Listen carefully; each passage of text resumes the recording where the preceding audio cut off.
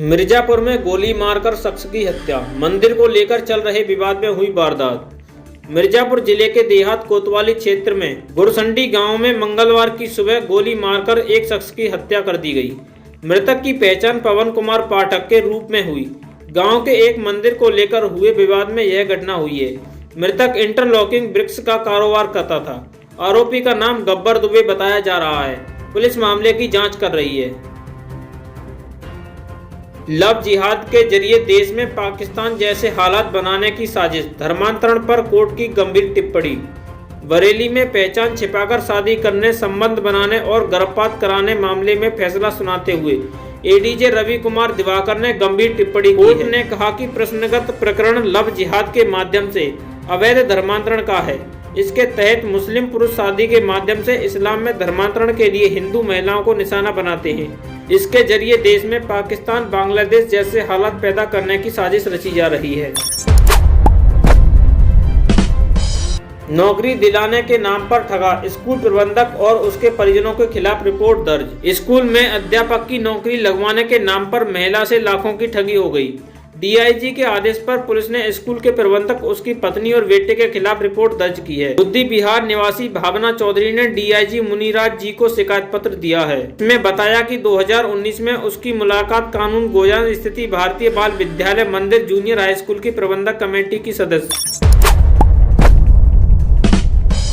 शराब कंपनी के कर्मचारी से नकदी भरा बैग लूटा, पीछा किया तो पत्थर मार फरार हुए बदमाश। मुरादाबाद कोतवाली क्षेत्र में प्रिंस रोड स्थित मालवीय नगर गेट पर नकाबपोश बदमाशों ने शराब कंपनी के कर्मचारी नकदी से भरा बैग लूट लिया। कर्मचारी ने पीछा किया तो बदमाश पत्थर मारकर बाइक से भाग निकले। कर्मचारी शराब की दुकानों से कैश कलेक्शन कर कंपनी के ऑफिस जमा करने जा रहा था। पुलिस ने 3 अज्ञात के खिलाफ रिपोर्ट दर्ज किया है। यूपी में मानवता शर्मसार, पुलिस ने बॉडी किट में भरकर दे दिया शव। पोस्टमार्टम के लिए कंधे पर लेकर भटकता रहा नाना। चंदौली जिले के कंदवा क्षेत्र के गांव अरंगी में 7 साल की आरती की सर्पदंश से मौत हो गई। मौत के बाद पुलिस ने शव को बॉडी किट में भरकर पोस्टमार्टम के लिए परिजनों को सौंप दिया। परिजन ऑटो से शव लेकर पोस्टमार्टम हाउस पहुंचे। यहां पुलिसकर्मी नहीं मिले।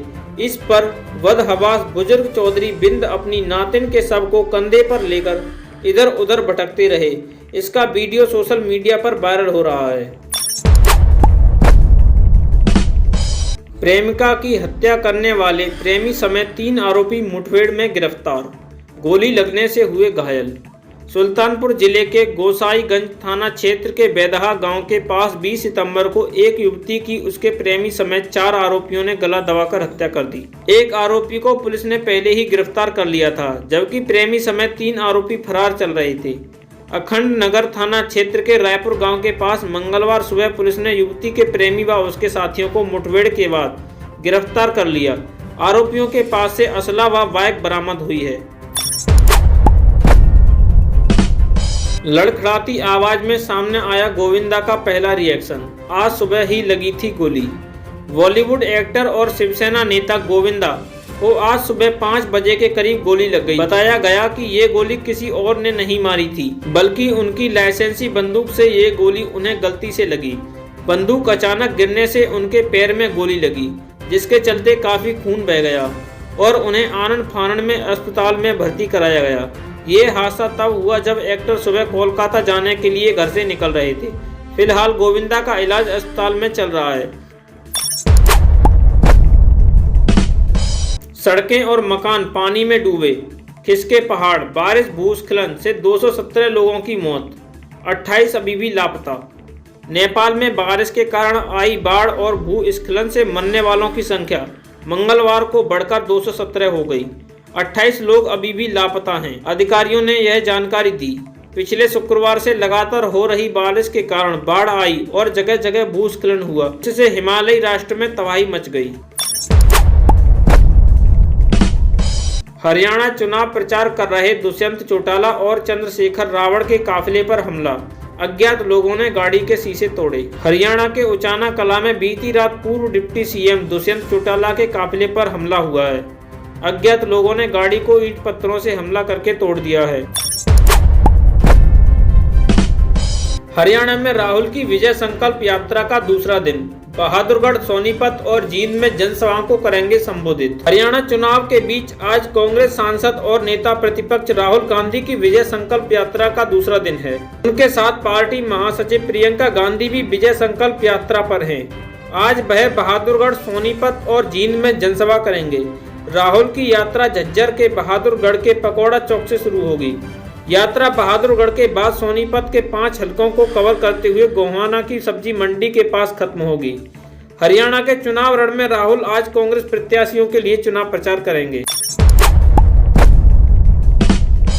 जिंदगी भर तुम्हारा खानदान यही करता रहा है, राहुल के नाच गाना वाले बयान पर बोले सीएम योगी। उत्तर प्रदेश के मुख्यमंत्री योगी आदित्यनाथ ने लोकसभा में नेता प्रतिपक्ष राहुल गांधी के एक बयान पर निशाना साधा है। योगी ने अयोध्या में 22 जनवरी को राम मंदिर के पवित्र भूमि पूजन समारोह के संदर्भ में कांग्रेस नेता राहुल गांधी की नाच गाना संबंधी बयान पर सोमवार को निशाना साधते हुए कहा, राहुल का परिवार जीवन भर यही करता रहा है। बता दें कि राहुल गांधी ने हरियाणा में प्रचार के दौरान कहा था कि राम मंदिर प्राण प्रतिष्ठा समारोह में जहां नाच गाना हो रहा था, वहां किसी आम आदमी को नहीं बल्कि सेलिब्रिटीज और बिजनेसमैन को बुलाया गया था। मैनपुरी के सरकारी अस्पताल की नर्स ने मांगा नेक, नहीं दिया तो 40 मिनट बाद लौटाया बच्चा। मौत के बाद डिप्टी सीएम ने लिया एक्शन। उत्तर प्रदेश के मैनपुरी में सरकारी अस्पताल की नर्स ने नेक नहीं मिलने पर 40 मिनट तक बच्चा अपने पास रखा।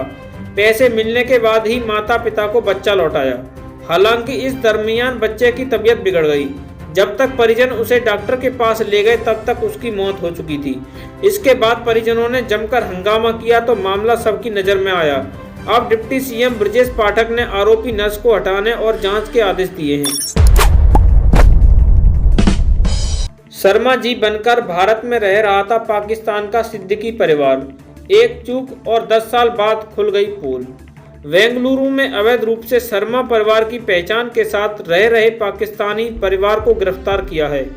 पाकिस्तान के कराची का राशिद अली सिद्दीकी शंकर शर्मा बनकर अपनी बीवी और सास ससुर के साथ बेंगलुरु में रह रहा था। पुलिस ने बताया कि संदिग्ध राशिद अली सिद्दीकी, उसकी पत्नी आयशा और उसके पिता हनीफ मोहम्मद और मां रुवीना बेंगलुरु आउटर के राजपुरा गांव में शर्मा परिवार बनकर रह रहे थे। उन्होंने अपना नाम शंकर शर्मा, आशा रानी, राम बाबू शर्मा और रानी शर्मा रखा हुआ था। मानसून को वाय वाय और ठंड को वेलकम। आईएमडी ने यूपी के मौसम को लेकर उत्तर प्रदेश का मौसम फिर से बड़ी करवट लेने वाला है। आपको बता दें कि अब सूबे से धीरे धीरे मानसून की वापसी शुरू हो गई है। इससे पहले भारतीय मौसम आईएमडी ने बड़ा अपडेट देते हुए बताया था कि 29 सितंबर के बाद में यूपी मानसून की विदाई का कार्यक्रम शुरू हो जाएगा। ऐसे में फिर एक बार आईएमडी ने एक बड़ा अपडेट दिया है। मौसम विभाग के अनुसार अक्टूबर के मध्य तक हल्की ठंड महसूस हो सकती है। नवंबर के अंत से ही ठंड का असर दिखना शुरू हो जाएगा, जबकि दिसंबर और जनवरी के महीने में ठंड अपने चरम पर हो सकती है। दिहाड़ी मजदूर के बेटे अतुल के लिए आईआईटी धनबाद में बनेगी अतिरिक्त सीट। उत्तर प्रदेश के मुजफ्फरनगर गांव के दिहाड़ी मजदूर के ब्रिलियंट बेटे अतुल के लिए सुप्रीम कोर्ट ने एक जबरदस्त फैसला सुनाया है। असल में अतुल ने बीते दिनों कठिन मेहनत कर जी एडवांस की परीक्षा पास की थी और उसे रैंक के हिसाब से आईआईटी धनबाद में इलेक्ट्रिकल इंजीनियरिंग के कोर में सीट मिली थी। पर एडमिशन के आखिरी दिन के अंतिम पलों तक फीस के महज 1000 रुपये जुटाने की हड़बड़ी में अतुल को मिला एडमिशन टाइम ओवर हो गया। नतीजा आईआईटी धनबाद का एडमिशन पोर्टल क्लोज हो गया और उसे एडमिशन नहीं मिल पाया। अतुल ने तमाम गुहार लगाई लेकिन कोई सुनवाई नहीं हुई। फिर वह इस मामले को लेकर देश में न्याय पाने के सर्वोच्च मंच सुप्रीम कोर्ट की दर पर पहुंचा। सोमवार को सुप्रीम कोर्ट ने अतुल के केस में ऐसा फैसला सुना दिया है जो आने वाले वक्त में एक नजीर की तरह पेश होगा। स्मार्ट मीटर की जांच के निर्देशों का नहीं हुआ पालन। प्रदेश की बिजली कंपनियों ने केंद्र सरकार द्वारा दिए गए निर्देश को मनमाने ढंग से उल्लंघन किया है। बिजली कंपनियों ने चेक मीटर के रूप में 5% पुराने मीटर लगाने के आदेश का पालन ही नहीं किया। इस आदेश का खुलासा उपभोक्ता परिषद के अध्यक्ष अवधेश वर्मा ने सोमवार को किया है। इसके बाद बिजली कंपनियों में हड़कंप है। आला अधिकारियों ने कहा है कि इस संबंध में जल्द ही नया आदेश जारी किया जाएगा। यूपी पुलिस लगातार एक्शन मोड में है। पुलिस ने सुल्तानपुर और फिरोजाबाद में हाफ एनकाउंटर के बाद 5 बदमाशों को गिरफ्तार कर लिया है। सुल्तानपुर में रेप के बाद युवती की हत्या कर लाश झाड़ी में फेंक जाने के केस में पुलिस ने 3 आरोपियों को मुठभेड़ के दौरान गिरफ्तार कर लिया है। जवाबी कार्रवाई में तीनों के पैर में गोली लगी है, उन्हें अस्पताल में भर्ती कराया गया है। वहीं फिरोजाबाद में एटीएम से रुपए निकालने वाले को लूटकर भागे 2 बदमाशों से पुलिस के मुठभेड़ हुई। इसमें भी दोनों बदमाशों के पैरों में गोली लगी है, उन्हें गिरफ्तार कर अस्पताल में भर्ती कराया। कृषि क्षेत्र की योजनाओं को अब ज्यादा पैसा मिलेगा। कृषि क्षेत्र की केंद्र पोषित बड़ी योजनाओं को केंद्रीय कृषि मंत्रालय ने एक छतरी के नीचे कर दिया है। इससे प्रदेश में संचालित केंद्र पोषित कृषि क्षेत्र की योजनाओं का जहां बेहतर प्रबंधन होगा, वहीं किसानों के लिए अधिक उपयोगी योजनाओं को ज्यादा पैसा भी मिल सकेगा। प्रदेश में वर्तमान में संचालित कृषि की 11 प्रमुख योजनाओं को शामिल किया गया है। इसके तहत अब एक योजना की राशि दूसरी जरूरतमंद योजनाओं में स्थानांतरित की जा सके। इससे किसानों को योजनाओं का अब और लाभ मिले। योगी आदित्यनाथ सरकार उत्तर प्रदेश में निजी विश्वविद्यालय खोलने वालों को प्रोत्साहन राशि देने जा रही है। यह राशि विश्वविद्यालय खोलने पर खर्च होने का कुछ अंश होगा। इसके लिए उच्च शिक्षा नीति में संशोधन किया जा रहा है। मुख्यमंत्री योगी आदित्यनाथ की अध्यक्षता में मंगलवार को होने वाली कैबिनेट की बैठक में 1 दर्जन से अधिक प्रस्तावों को मंजूरी के लिए रखा जा सकता है।